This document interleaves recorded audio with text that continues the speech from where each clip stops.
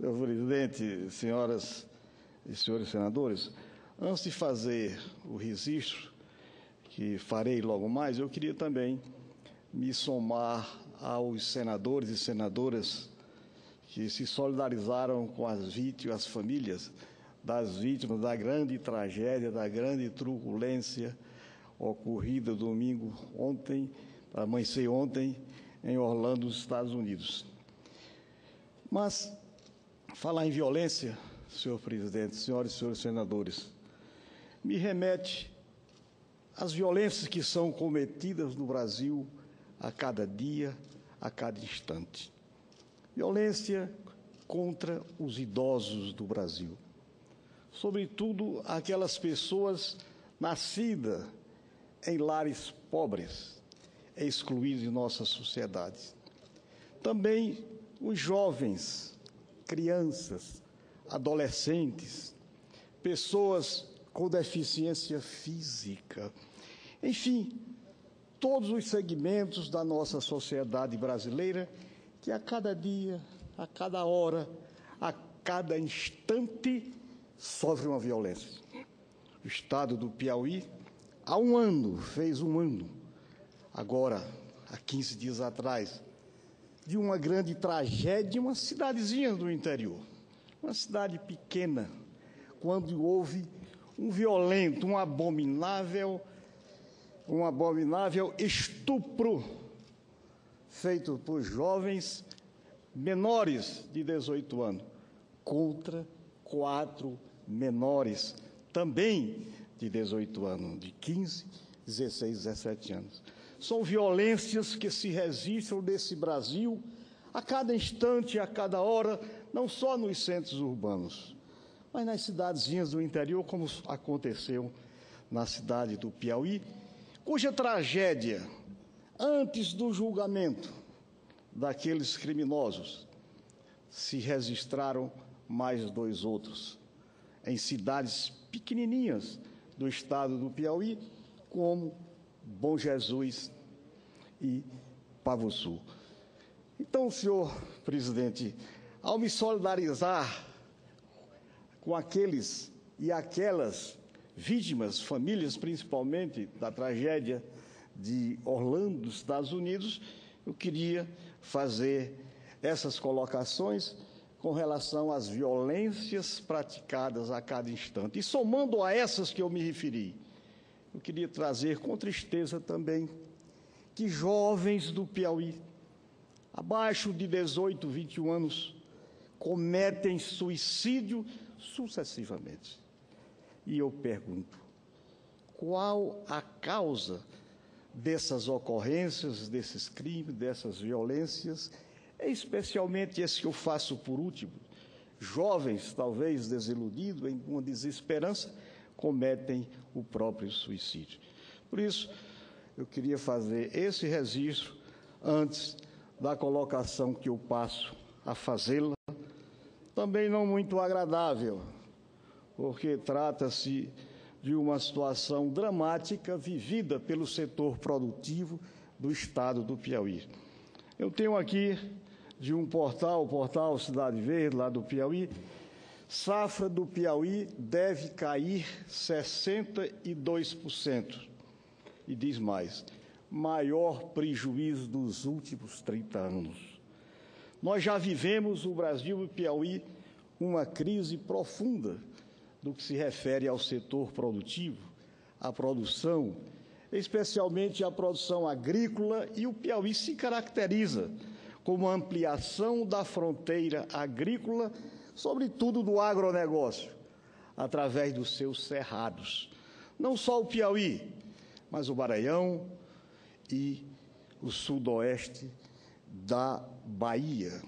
E vejo aqui, após pesquisa realizada pelo IBGE, nosso instituto oficial, após pesquisar 224 municípios do estado do Piauí, chegou a essa conclusão, ou seja, de uma previsão de produção de 3 milhões e 700 1.990 mil toneladas. Está colhendo ou já colheu menos da metade, ou seja, 1.431 mil toneladas. De soja, por exemplo, a queda foi de 63,66%. Milho, ou seja, aliás, soja, a produção que era de 1.700.000 toneladas, foi colhida 644 mil toneladas. Milho, 686 mil toneladas. Arroz, 50 e tantos, feijão, etc. Mas isso me remete, senhor presidente, senhoras e senhores senadores, uma grande movimentação, mobilização dos empreendedores rurais, sobretudo do agronegócio e da agricultura familiar empreendido ano passado, com relação às dívidas dos micros, pequenos, médios produtores rurais e também dos grandes produtores de uma agricultura comercializada, com várias incorporação tecnológica, que é o nosso agronegócio. Com essa situação, esse quadro que eu passei a explicitar aqui nesta tarde, neste plenário, a situação dos produtores se agravam, sobretudo com relação aos empréstimos contraídos, tanto empréstimos para investimentos como empréstimos de custeio. E hoje, senhor presidente, senhoras e senhores senadores, a solução urgente, urgentíssima. Reconhecemos aqui a mobilização feita pelos empreendedores rurais, comandados pela Confederação Nacional da Agricultura, pelas federações de agricultura, pelos sindicatos, os sindicatos produtores de grãos, lá dos Cerrados, enfim, da agricultura familiar, todos um movimento que até agora não resultou na solução desses empréstimos contraídos em anos anteriores. Urge providências urgentes do governo. Sabemos do trabalho, do esforço da ex-ministra, colega nossa aqui desta casa, a nossa querida e estimada Cátia Abreu, que fez um grande trabalho no sentido de solucionar esta grande demanda dos produtores rurais do Nordeste, e também reconhecemos e apostamos na determinação do nosso companheiro, colega aqui do Parlamento, o nosso Blairo Maggi, em dar continuidade a todas aquelas negociações feitas até então. Reconheço aqui, e é bom que se destaque, o trabalho dos parlamentares do Nordeste, senadores, deputados federais, da Frente Parlamentar, da agropecuária da região Nordeste, enfim, de todos os segmentos envolvidos na produção agrícola ou do agronegócio do nosso Estado e do Nordeste. Portanto, senhor presidente, ao fazer esse registro, eu espero que esta casa, que representa a Federação, os estados, o Estado do Piauí e também dos demais estados do Nordeste, atravessa essa situação, complicando de forma incisiva a situação econômica, financeira e social. Eu também, senhor presidente, gostaria de fazer um registro rápido, porque eu tenho aqui uma relação de açudes, de barragens que acumulam água para os períodos críticos, como esse que nós vamos enfrentar a partir do mês de agosto, que diz respeito aos reservatórios de água. E aqui eu tenho somente a relação que me chegou às mãos dos reservatórios sobre o monitoramento do DENOX, Departamento Nacional de Obras contra a Seca. Aliás, é um órgão secular que está atravessando uma situação dramática de esvaziamento, de sucateamento, como outras instituições do Nordeste, a exemplo da Sudene também, um órgão a que eu pertenci com muita honra, criado pelo nosso imortal Celso Furtado. E aqui eu tenho a situação de barragens, como, por exemplo, algodões com 20%, veja, após o período de chuvas, com 20% de água acumulada. O açude Cajazeiras, que fica no semiárido, um açude importante, construído há quase 80 anos atrás, tem apenas 0,57% de água, ou seja, o açude não tem mais água. Não choveu na região da cidade, do município de Pio Nono. Temos um outro aqui próximo, o açude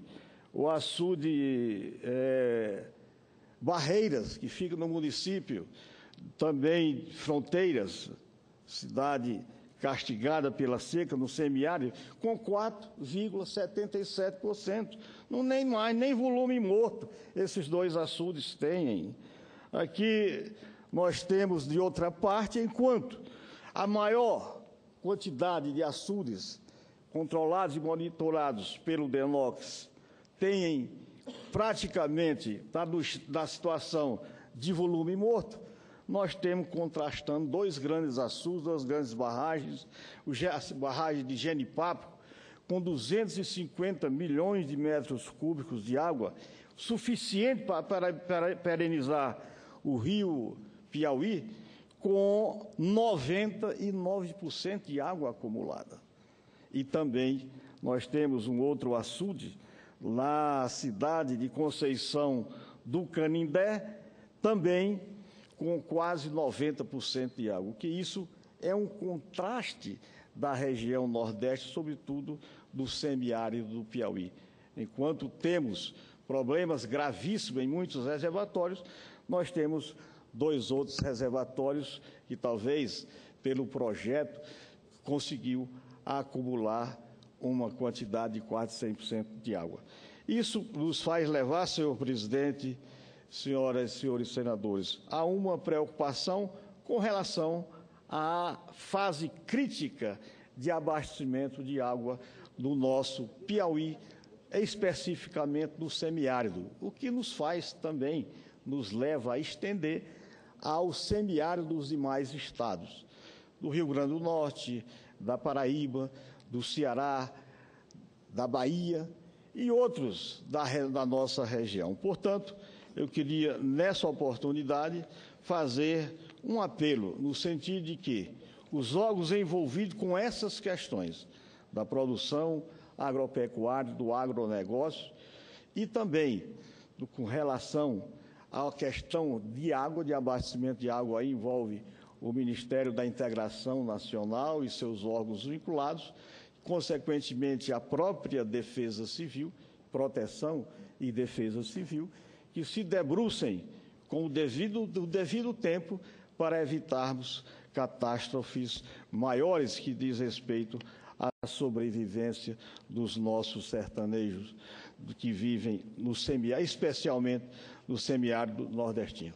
Era isso, senhor presidente, o registro que nós queríamos fazer na tarde de hoje.